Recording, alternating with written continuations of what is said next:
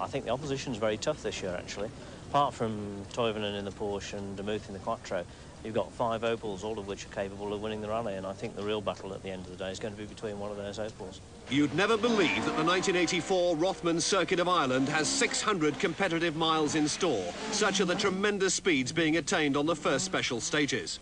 With a lineup embracing thrice previous circuit winners Russell Brooks and Jimmy McRae, local men Bertie Fisher and Irish folk heroes young and old in Austin McHale and Billy Coleman, the Opel team could scarcely be stronger.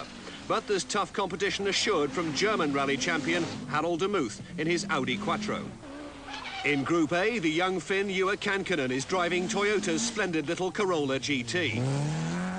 Deputising for Tony Pond in a Rover Vitesse is Colin Malkin. After setting fastest time on the first 2 special stages, Henry Toivonen takes the lead, but he's in trouble on special stage 3. Having hit a wall and reversed out over the debris of dislodged stones, the Porsche has suffered 2 flat rear tyres. Now, at the end of the stage, it won't restart.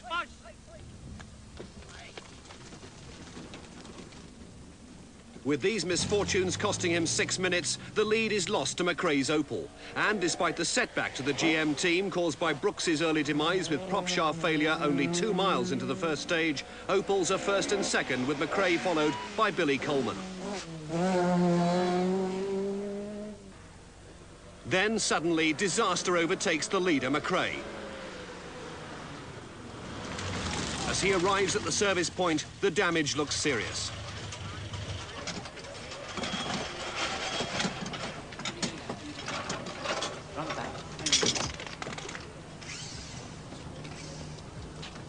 What happened?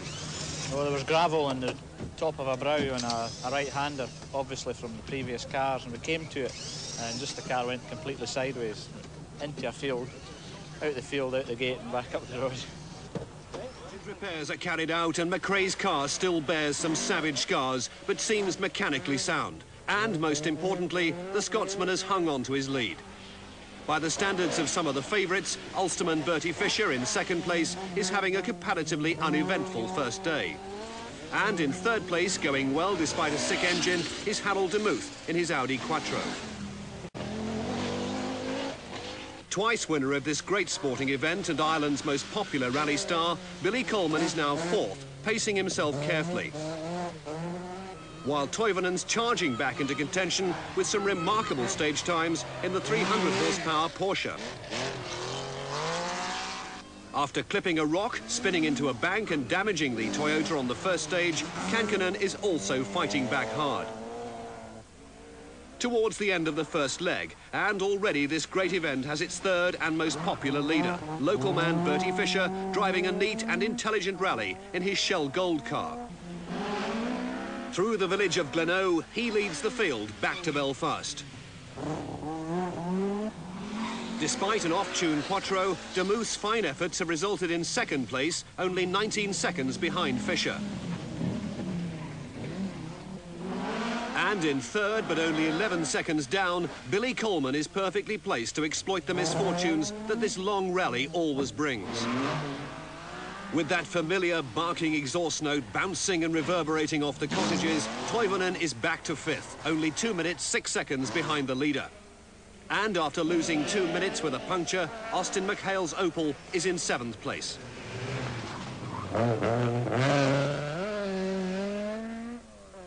But McRae is in more trouble. With steam billowing from an overheated engine, possibly as a result of his accident, it seems that the end can't be far away. And despite an inspired effort from his mechanics the following morning at Sally Gap in the Wicklow Mountains, the stationary Opel Manta tells its own sad story.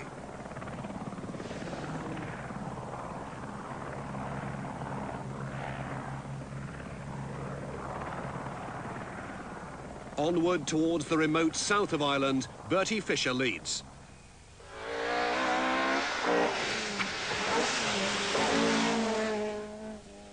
But the hard-driven Porsche is remorselessly catching up, Toivonen bringing the rally to life with an electrifying performance.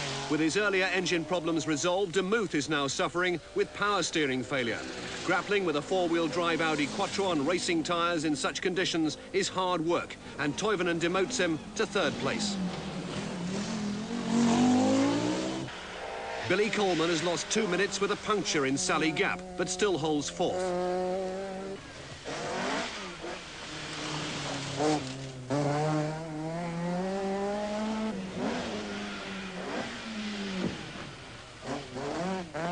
Coleman's teammate McHale is fifth, and with Fisher's similar car in the lead, the Opals look to have complete control.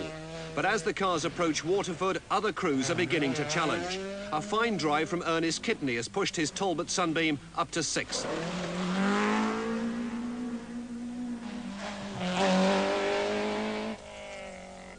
John Price's Renault 5 Turbo is less than a minute behind in eighth. But now trouble hits Bertie Fisher. His rear axle breaks, and suddenly the mercurial Henry Toivonen takes the lead.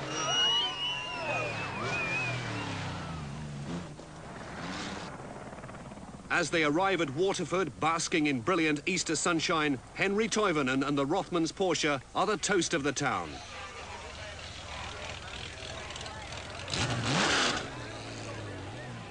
The Sunday run, and with an overnight 4-minute lead boosted to over 6 minutes by DeMuth's retirement with engine failure, Henry Toivonen's Porsche looks completely secure.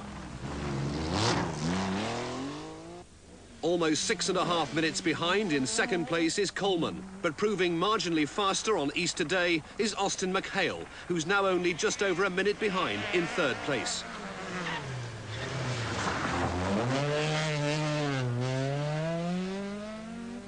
Ernest Kidney's fine performance means that he's now up to fourth, and despite a continuing 3-day saga of exhaust troubles, local driver Winston Henry is sixth. Following Kankanen's demise with engine failure, British junior team driver Alan Johnson has taken up Toyota's Group A challenge and now lies ninth. Returning at the end of an idyllic Sunday run held in the rolling countryside around Waterford, the Porsche is still in total control. And Billy Coleman is still securely in second spot despite trouble with his gearbox mounting and problems caused by tyres. Nevertheless, his flamboyant driving is just what the thousands of fans want to see. And so the cars return to Waterford at the end of a perfect day. And after all the drama and mileage, half the Rothmans Circuit of Ireland rally is still to come.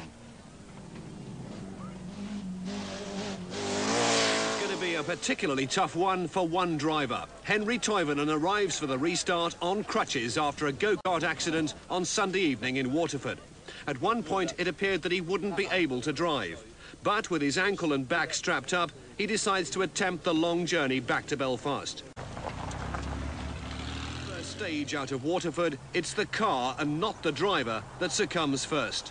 The Porsche limps to the end of the stage in desperate trouble. Unaware of the drama, Rothman's team manager Charles Reynolds checks Toivonen's time. It's very difficult to drive, but I mean it's even more difficult when we have just one gear. What you mean? Why have you only got one gear, you mean? Gearbox has problem. It's a sad blow to the young Finn. And with the gearbox jammed in fourth gear, the Rothmans Porsche can only struggle to its service point. But in the brief servicing time allowed on this event, nothing can be done, and Toivonen's out of the rally. The final chapter in this extraordinary event is left to be decided by the two surviving Opals. Overshadowed by all the drama, Austin McHale has forced his way past Billy Coleman into the lead. But Billy's far from finished, and after applying pressure on his rival, McHale is forced to retire with a blown engine, and Billy retakes the lead. Ernest Kidney's persistence pays off with a fine second place. And an astonishing drive from the former world hot rod champion Davy Evans on his first ever rally nets third.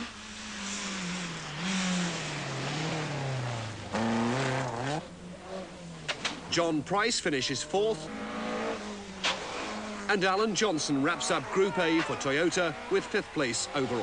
So, after a splendidly judged, tactically faultless rally, Ireland's folk hero of the 70s returns to take his third Circuit of Ireland victory, winning by a staggering 22-minute margin.